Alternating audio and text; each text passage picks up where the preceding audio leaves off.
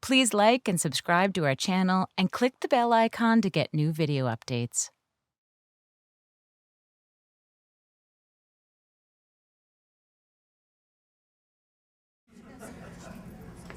I'm standing in line at McDonald's and I really want those chocolate chip cookies.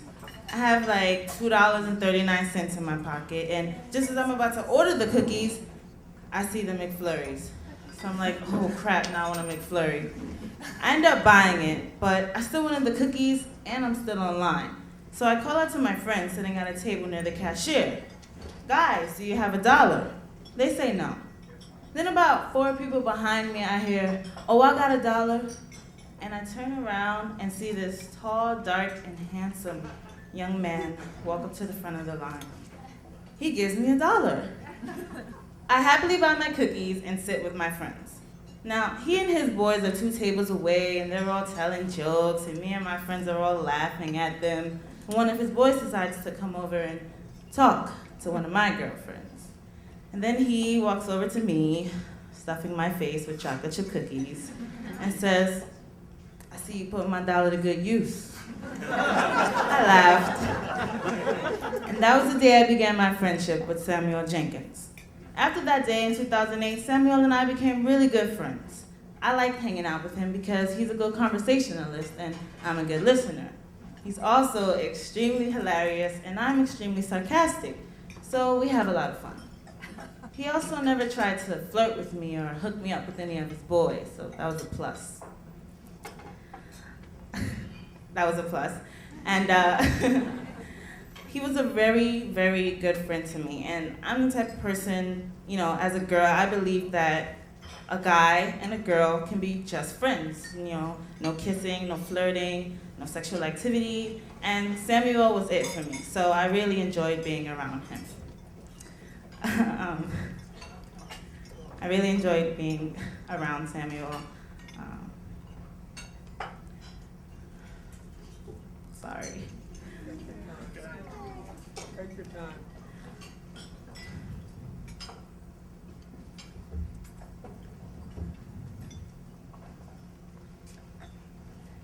One weird thing that I did notice about Samuel was how he dressed. And he'd wear these bold red and blue hoodies and sometimes green fitteds. And if some of you don't know, these colors are associated with gangs. These colors are associated with gangs, and if you wore these colors and you weren't a member or associated, that meant trouble for you, or that made you an easy target, like the kids at my school who had been getting cut and robbed and jumped. And there was this day called Blood Initiation Day, where basically members of the blood gang go around slicing girls' faces. So I told Samuel about this, and he opted in to pick me up after school and then take me home.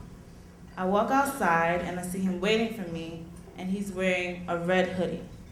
And as I'm walking to him, I'm thinking, what is he wearing? So I go up to him, look him up and down, and tell him semi-jokingly, boy, you better stop wearing these colors because I'm not trying to get shot with you. His response was, nah, we good. At that point, I questioned whether he was in a gang or not, but I shrugged it off because we got home safely. Until he finally asked me, yeah, because I'm in the gang, right? There was a long moment of silence, and I just stared at him. And I didn't want to believe him because he didn't know my serious near-death experiences with multiple gang members. He didn't know that I hated gangs because I feel that they're pointless organizations created by people who victimize others and claim power because they put the fear into people, and that means respect. But there's a difference between being feared and being respected. You live longer when you're respected. So as his friend, I made it my job to keep him alive and persuade him out of this nonsense. Now, initially, I was upset with him and more disappointed, but we were already friends, and I wasn't ready to cut him out of my life. So our fun conversations about past blind dates and stealing fruit from bodegas when we were younger changed into him sharing his stories with me about how he got an adrenaline rush from firing his gun at a group of boys who messed with one of his fellow gang members, and how he robbed this kid for a Zoom because he looked at him funny. I would argue with him about how ignorant he sounded and pleaded with him.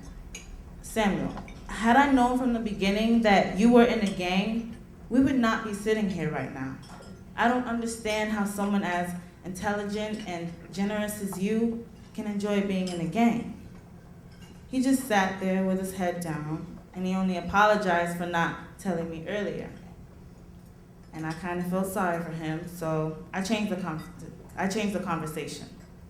Summer of that year, 2009, we decided to go to the pool together. And as I'm waiting for him, we're laughing and reminiscing about how funny Dave Chappelle's skit on Tyrone Biggums' crack intervention was.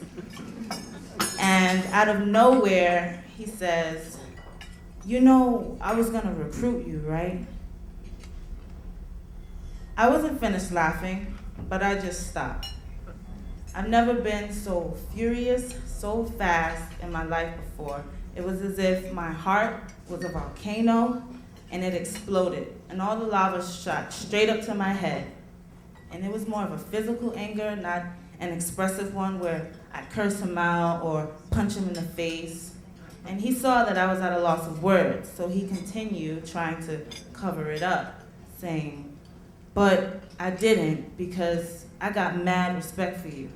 You're like a sister to me, and I don't really trust girls, but you're one of the 3 that I do trust." All I could think about was, I am so cutting this dude off. This friendship is over. And I wanted to leave, but we didn't, and I spent that whole day very upset. And I hadn't spoken to him a week after that day. I didn't even miss him. He texted me twice, and I never replied. And then he called, and I picked up with the intention of cursing him out, telling him to go to hell, and then hanging up the phone. But he kept apologizing over and over, and kept talking about how I was like a sister to him, like fam. Eventually, I forgave him, but we hadn't called each other like we used to. We hadn't hung out like we used to. And then we just stopped communicating with each other. I graduated, and my friends decided to go to McDonald's. McDonald's is basically the spot for us. It was our lives. And we were sitting there talking, "Oh, I'm gonna miss you. This is gonna be our last year together." And one of my friends asked, "Deborah, what happened to that boy?" I'm like, "What boy?" My other friend says, "Your boyfriend." I'm like, "Whoa, boyfriend?" And then they both say, "The boy that bought you the cookies." And I was just like, first of all, he's not my boyfriend. Second of all, he gave me $1. I bought the cookies.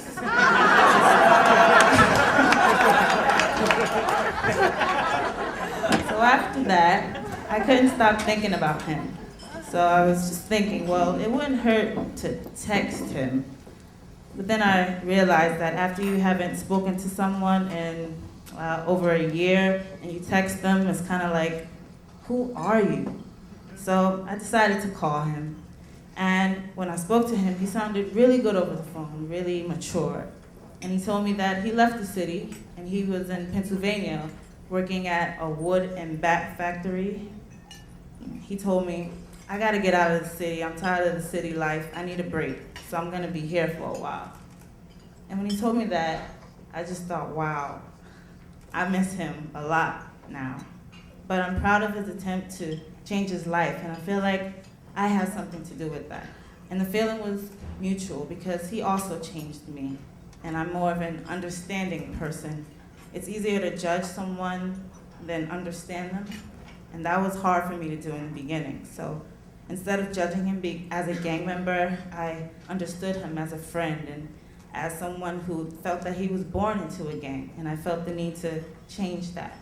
So now with my friends, they're openly telling me their stories, and I'm saying, okay, I understand, but here's the better side of things. And that's what he taught me. That's what our friendship resulted in me, the change in me.